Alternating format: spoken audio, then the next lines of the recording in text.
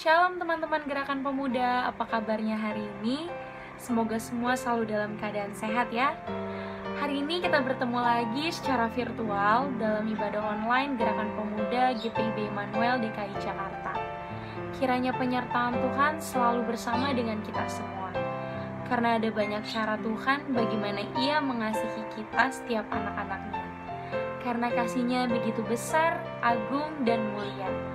Maka sudah seharusnya kita selalu bersyukur atas apa yang boleh kita alami hari-hari ini.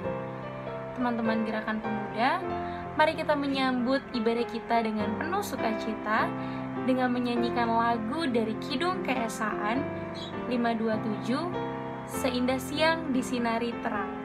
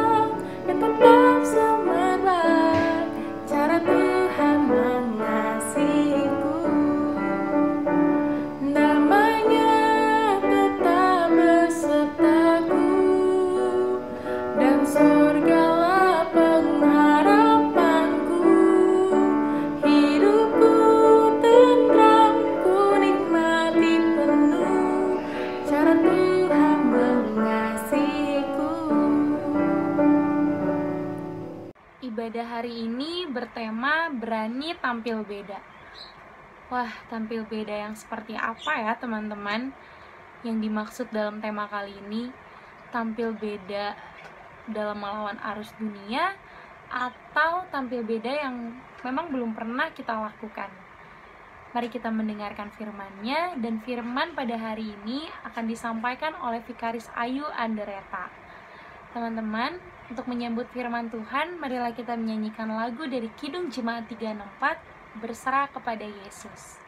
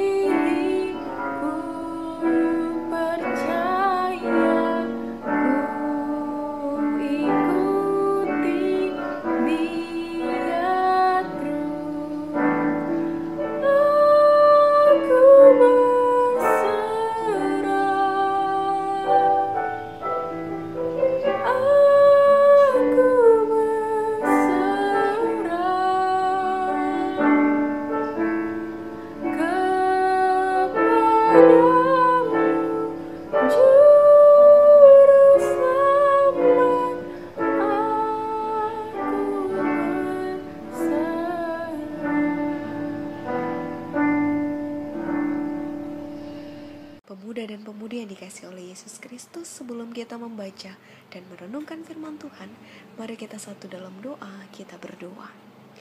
Kami bersyukur ya Tuhan atas kasih-Mu. Terima kasih Tuhan boleh menyertai kami dalam kehidupan kami. Dan di saat ini ya Tuhan, kami akan membaca dan merenungkan firman Tuhan. Untuk itu penuhilah hati dan pikiran kami dengan Roh Kudus Tuhan, sehingga kami dimampukan untuk menjadi pelaku firman Tuhan di dalam kehidupan kami sehari-hari, dan kami boleh memahami firman Tuhan. Inilah doa kami ya Tuhan. Dalam nama Yesus Kristus Sang Firman yang hidup, kami telah berdoa kepada Bapa di sorga. Amin. Pembacaan kita hari ini terambil dari surat Yakobus pasal 4, ayatnya yang pertama hingga ayatnya yang kelima, yang menyatakan, dari manakah datangnya sengketa dan pertengkaran di antara kamu? Bukankah datangnya dari hawa nafsumu yang saling berjuang di dalam tubuhmu? Kamu mengingini sesuatu, tetapi kamu tidak memperolehnya. Lalu kamu membunuh, kamu iri hati, tapi kamu tidak mencapai tujuan. Lalu kamu bertengkar, dan kamu berkelahi. Kamu tidak memperoleh apa-apa, karena kamu tidak berdoa. Atau kamu berdoa juga, tetapi kamu tidak menerima apa-apa, karena kamu salah berdoa. Sebab yang kamu minta itu hendak kamu habiskan untuk memuaskan hawa nafsumu. Hai kamu orang-orang yang tidak setia, tidakkah kamu tahu bahwa persahabatan dengan dunia adalah permusuhan dengan Allah? Jadi barang siapa hendak menjadi sahabat dunia ini, ia menjadikan dirinya musuh Allah. Janganlah kamu menyangka bahwa kitab suci tanpa alasan berkata, roh yang ditempatkan Allah di dalam diri kita, diingininya dengan cemburu. Demikianlah pembacaan Alkitab. Surat Yakobus merupakan surat yang ditujukan atau dituliskan kepada kedua belas suku perantauan. Kedua belas suku ini bukanlah kedua belas suku Israel, melainkan mereka adalah jemaat Kristen yang tersebar di mana-mana pada saat itu. Surat ini berisikan tentang sebuah petunjuk dan juga sebuah nasihat untuk bagaimana umat Allah mempertahankan hidupnya, bagaimana umat Allah menjalankan kehidupannya. Tapi bukan hanya kehidupannya sendiri, tapi juga kehidupan dengan sesamanya, bagaimana mereka juga membangun kehidupan bersama dengan sesamanya dengan baik. Bacaan kita merupakan nasihat yang diberikan kepada jemaat berkaitan dengan hawa nafsu. Yakobus membuka pasal yang keempat dengan sebuah pertanyaan mengenai penyebab dari pertengkaran dan perselisihan di dalam kehidupan umat. Ternyata bagi Yakobus, penyebab pertengkaran dan perselisihan ini ialah hawa nafsu dari manusia. Bagaimana manusia tidak bisa menahankan dirinya dari hawa nafsu yang membawa ia dalam keberdosaan. Bahkan kita lihat, oleh karena hawa nafsu ini, mereka tidak bisa mencapai apapun dalam kehidupannya. Mereka tidak bisa memenuhi keinginan mereka. Bahkan dikatakan ternyata bukan hanya hawa nafsu saja yang membuat mereka tidak mencapai keinginan mereka. Bagi Yakobus, mereka tidak mencapai keinginan mereka itu juga karena mereka tidak berdoa. Bahkan ketika mereka berdoa sekalipun, dalam ayat yang keempat, bahkan ketika mereka berdoa sekalipun, ternyata mereka tidak menerima apa-apa. Karena apa? Karena mereka salah berdoa. Karena di dalam doa mereka ternyata yang mereka naikkan itu hanya untuk memuaskan hawa nafsu mereka, hanya untuk memuaskan keinginan mereka, keinginan yang hanya dihabiskan oleh mereka sendiri, yang dalam artian mereka hanya mementingkan diri mereka sendiri, mengikuti ego mereka, tapi mereka tidak melihat kepentingan yang lain. Rekan-rekan yang terkasih, orang-orang seperti ini yang disebut oleh Yakobus sebagai orang-orang yang tidak setia. Mengapa mereka tidak setia? Karena mereka lebih mementingkan hawa nafsu mereka dan mereka melupakan Tuhan. Mereka melupakan ajaran-ajaran yang diajarkan Kristus bagi mereka. Mereka lebih memilih untuk bersahabat dengan dunia. Mereka lebih memilih untuk menjadi musuh Tuhan dibandingkan menjadi sahabat Tuhan. Dunia yang dimaksudkan di sini lebih tepatnya merujuk kepada apa yang dihasilkan, apa yang diciptakan oleh dunia, yaitu dosa yang berasal dari hawa nafsu. Apa saja dosa yang berasal dari hawa nafsu? Di ayat yang kedua tadi sudah disebutkan membunuh, iri hati. Tapi dalam pasal ketiga, ayatnya yang ke-14, kita juga bisa melihat ini merupakan juga dosa yang diciptakan oleh hawa nafsu, yaitu mementingkan diri sendiri, memegahkan diri, berdusta melawan kebenaran. Ini merupakan hawa-hawa nafsu yang akhirnya menciptakan sebuah dosa di dalam dunia. Rekan-rekan yang terkasih, tentunya Tuhan tidak menghendaki umatnya untuk bermusuhan dengan Dia. Tuhan tidak menghendaki untuk umatnya jatuh dalam berdosaan dan lebih mementingkan hawa nafsu dibandingkan mementingkan kehendak Tuhan. Yang Tuhan kehendaki bisa kita lihat dalam bacaan kita selanjutnya dalam ayatnya yang ke-6 hingga ayat yang ke-8. Tuhan itu menghendaki kita tunduk kepada Dia. Tuhan menghendaki kita mendekatkan diri kepada Dia. Tuhan menghendaki kita melawan segala godaan-godaan iblis. Itu yang Tuhan kehendaki. Bahkan dalam pasal ketiga, ayatnya yang ke-17, itu juga merupakan kehendak Tuhan, di mana kita hidup atau umat Tuhan diminta hidup untuk tetap menjadi pendamai, tetap peramah, tetap penuh dengan belas kasihan, dan melakukan buah-buah yang baik, tidak munafik, tetap hidup dalam kebenaran dan menaburkan kebenaran, serta menjadi pencipta kedamaian dalam kehidupan kita. Itulah hidup yang dikehendaki oleh Tuhan.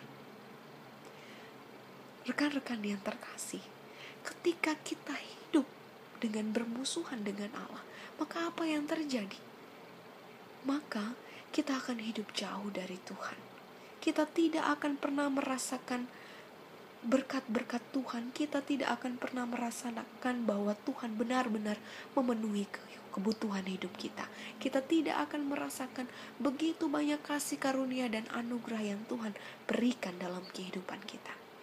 Bahkan ketika pergumulan dan tantangan hidup hadir, kita tidak akan bisa kuat melaluinya. Karena apa? Karena kita jauh dari Tuhan. Karena kita lebih mementingkan hawa nafsu, kita lebih mementingkan ego kita sendiri. Kita lebih menganggap bahwa kita sanggup menghadapi kehidupan kita sendirian dengan kekuatan kita sendiri. Seharusnya sebagai umat Tuhan, yang kita lakukan, yang Tuhan kehendaki ialah kita hidup dekat dengan Tuhan. Kita selalu mencari Tuhan. Doa-doa yang kita naikkan kepada Tuhan bukan hanya tentang memuaskan hawa nafsu kita, tapi doa yang kita naikkan kepada Tuhan benar-benar kita meminta kekuatan daripada Tuhan. Kita juga tidak hanya menyampaikan doa yang mementingkan diri kita sendiri, tapi kita juga menyadari bahwa kita hidup bersama dengan sesama kita. Sehingga doa yang kita sampaikan juga doa yang memenuhi kebutuhan sesama kita juga. Doa yang kita naikkan juga kita mementingkan atau kita menyadari diri kita ada orang-orang yang membutuhkan kekuatan dari kita. Rekan-rekan yang terkasih, tidak dapat dipungkiri kita hidup di dunia ini dengan berbagai macam orang, dengan berbagai macam manusia yang kita temui. Ada orang-orang yang hidupnya nyaman dengan jauh dari Tuhan, hidup yang memusuhi Tuhan. Tapi juga ada orang-orang yang hidupnya juga lebih nyaman dengan bersahabat dengan Tuhan. Manakah yang kita pilih? Atau di manakah kita berada? Apakah kita orang-orang yang hidup nyaman memusuhi Tuhan, atau justru kita orang yang hidup nyaman dan senantiasa bersahabat dengan Tuhan? Seharusnya sebagai umat Tuhan, kita memilih hidup yang bersahabat dengan Tuhan. Kita memilih hidup di mana kita senantiasa hidup sesuai dengan ajaran Kristus, hidup sesuai dengan kehendak Tuhan. Karena dengan demikian, kita bisa melalui hari-hari kehidupan kita dengan baik. Kita bisa melalui setiap pergumulan dan tantangan hidup dengan selalu kuat bersama dengan Tuhan. kita akan selalu merasakan bahwa hidup kita dipenuhi dengan kasih karunia Tuhan, hidup kita dipenuhi dengan anugerah Tuhan, bahwa kita tidak sedang berjalan sendirian, tapi kita sedang berjalan dengan Tuhan. Terlebih lagi ketika kita menghadapi pergumulan virus COVID-19 pada saat ini. Ada begitu banyak orang-orang yang menghadapi kehidupan atau pergumulan yang disebabkan oleh virus COVID-19 ini dengan apa? Dengan hanya mementingkan diri sendiri, dengan mengabaikan peraturan-peraturan yang ada, hanya untuk memuaskan dirinya sendiri. Tapi rekan-rekan yang terkasih, sebagai pemuda dan pemudi Kristus, kita harus berani tampil beda. Kita harus berbeda dengan mereka. Apa yang membuat kita berbeda? Kita menghadapi pergumulan itu dengan tidak hanya mementingkan diri kita sendiri, tapi kita juga mementingkan kepentingan bersama dengan kita mengikuti peraturan-peraturan yang ada.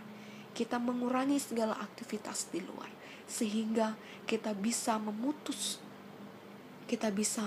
menjauhkan diri kita dari penyebaran-penyebaran. Kita menjauhkan diri kita menjadi penyebar virus ini kepada keluarga kita di rumah. Kita ikuti aturan yang ada. Ketika orang lain tidak peduli dengan kepentingan yang lainnya di kala pergumulan ini, maka kita harus berani tampil beda. Kita tunjukkan kepedulian kita. Dengan cara apa? Kita juga bisa berbagi kepada mereka yang membutuhkan pertolongan. Ketika kita tidak bisa berbagi dengan cara kita memberikan materi dan segala macamnya, kita bisa menunjukkan kepedulian kita dengan apa? Kita mendoakan mereka. Kita berikan kata-kata positif yang membangun, yang memberikan kekuatan bagi setiap orang.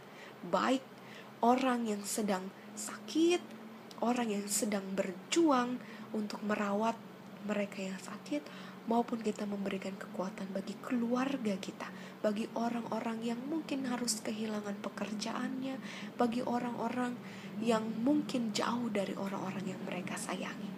Kita bisa memberikan kekuatan, kita bisa memberikan energi positif bagi mereka. Oleh karena itu, rekan-rekan yang terkasih, firman Tuhan hari ini mengajarkan kita bersama untuk kita melawan hawa nafsu yang membawa kita dalam keberdosaan. Kemudian kita diajarkan untuk tetap hidup dekat dengan Tuhan, untuk tetap hidup sesuai dengan ajaran-ajaran Kristus. Kita boleh saja berbeda, asalkan perbedaan yang kita lakukan tetap sesuai dengan ajaran Kristus dan tetap sesuai dengan kehendak Kristus. Tuhan Yesus memberkati kita. Amin.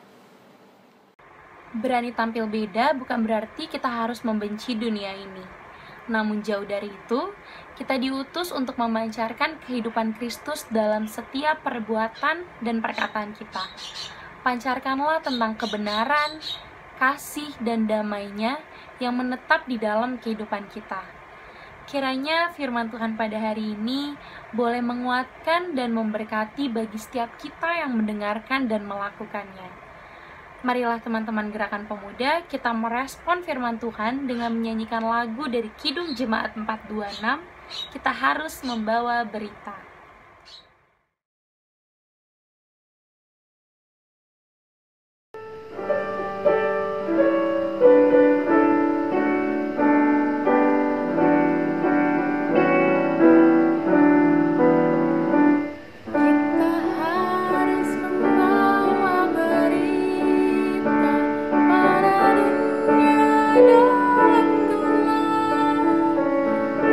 Tentang kebenaran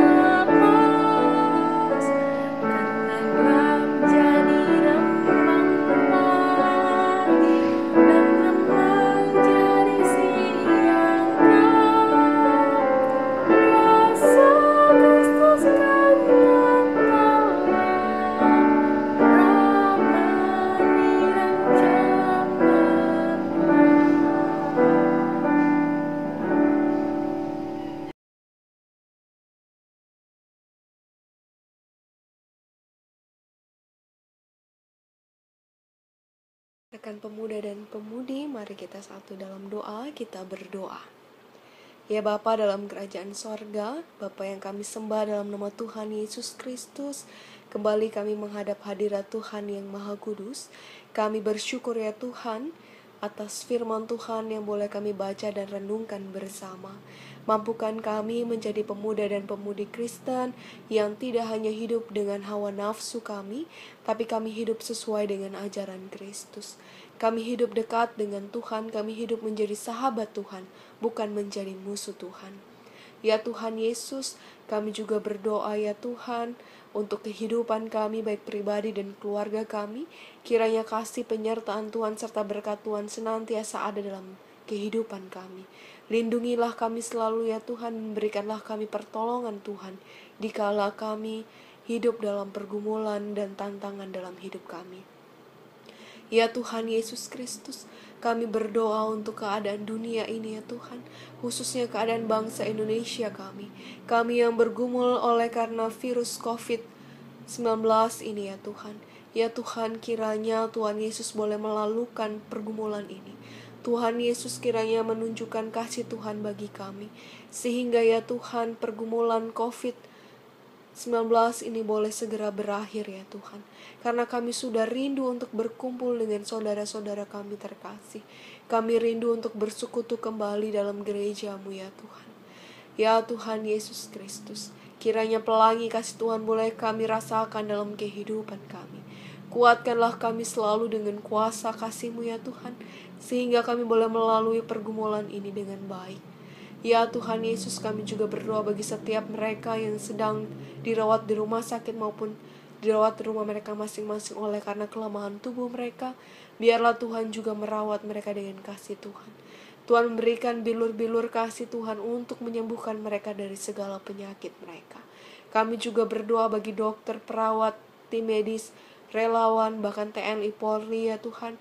Mereka yang dengan sepenuh hati boleh menjalankan tugas dan tanggung jawab mereka, Tuhan berkati. Berikan mereka kekuatan baik jasmani dan rohani ya Tuhan, sehingga mereka boleh menjalankan tugas mereka dengan baik. Mereka boleh menjaga keamanan bangsa dan negara ini. Mereka juga boleh memberi diri untuk memberikan pertolongan dan perawatan bagi mereka yang sakit. Ya Tuhan Yesus Kristus, kami juga berdoa untuk para pemimpin bangsa dan negara kami ini ya Tuhan. Berkati presiden, wakil presiden, menteri maupun pemerintahan dari pusat hingga ke daerah. Berikan mereka hikmat Tuhan, sehingga mereka juga boleh mengambil solusi yang terbaik dalam menghadapi pergumulan COVID-19 ini ya Tuhan. Biarlah mereka juga kuat, sehingga mereka boleh menguatkan masyarakatnya. Berkati juga pemimpin gereja-Mu ya Tuhan, terkhususnya fungsionaris Majelis Sinode GPIB, para KMJ GPIB dimanapun mereka berada, khususnya GPIB Immanuel Jakarta ya Tuhan. Berikanlah hikmat kepada pemimpin kami, sehingga mereka juga boleh mengambil keputusan dan boleh mengambil solusi yang terbaik dalam menghadapi pergumulan COVID-19 ini ya Tuhan. Ya Tuhan Yesus Kristus, kami serahkan seluruh kehidupan kami pribadi maupun keluarga kami ke dalam tangan pengasihan Tuhan. Kiranya berkat, perlindungan, dan pertolongan Tuhan senantiasa ada dalam kehidupan kami. Inilah doa kami ya Tuhan. Ampuni segala dosa dan perbuatan kami. Kiranya Tuhan menyendengkan telinga Tuhan untuk mendengar doa kami dan mengabulkan doa kami yang kami alaskan hanya dalam nama Tuhan Yesus Kristus.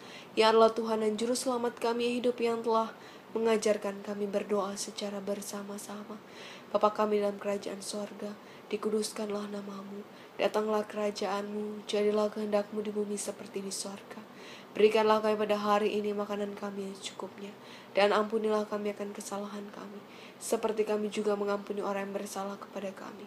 Dan janganlah membawa kami dalam pencobaan, tapi lepaskanlah kami daripada yang jahat. Karena Engkaulah yang mempunyai kerajaan dan kuasa dan kemuliaan sampai selama-lamanya. Amin.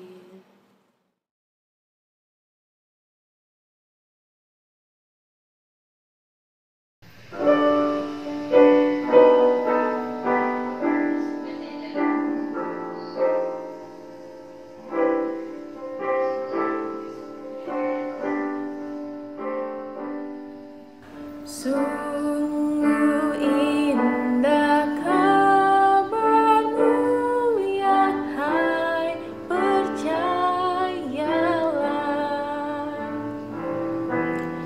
Yesus Kristus tak berubah selama-lamanya. Darahnya tetap menghapus dosa dan celah. Ia hibur yang berduka, puji namanya. Baik kemarin, hari ini, selama-lamanya. Yesus Kristus tak berubah, puji namanya. Puji namanya. Puji namanya. Yesus Kristus tak berubah, puji namanya.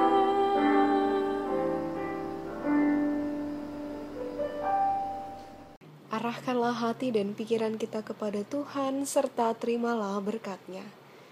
Kasih karunia dan damai sejahtera dari Allah Bapa kita, kasih dari Tuhan Yesus Kristus, beserta dengan persekutuan Roh Kudus, kiranya menyertai dan memberkati kita sekalian dari sekarang sampai selama-lamanya.